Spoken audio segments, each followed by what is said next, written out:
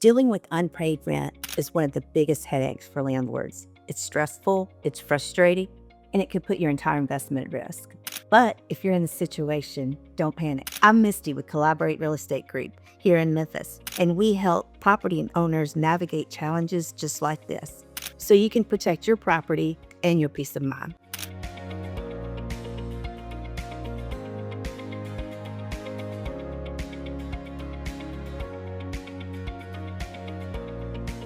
The first step would be to double check your lease and grace period.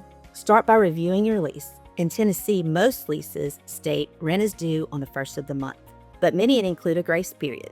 It's often 5 days. If the grace period ends on a weekend or a holiday, the rent is typically due the next business day. Check your leases to make sure. Second step would be a friendly reminder.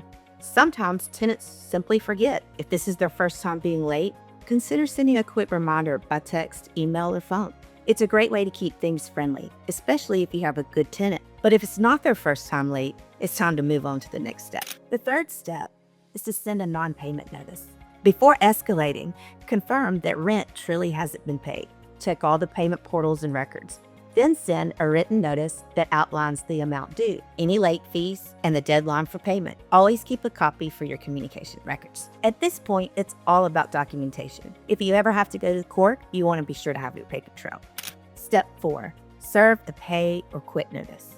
If the rent still isn't paid, issue a pay or quit notice. This is required under Tennessee law. In Tennessee, this gives your tenant 14 days to pay what's owed or to vacate the property. Be sure you serve the notice properly by certified mail, personal delivery, or a process server. Following the correct legal steps is crucial to protect yourself later in court. Step 5, move forward with the eviction if it's necessary. If your tenant doesn't respond, it's time to file for eviction with your local General Sessions Court. Include any co-signers on the lease in your legal filings, and strongly consider working with an attorney to avoid any mistakes.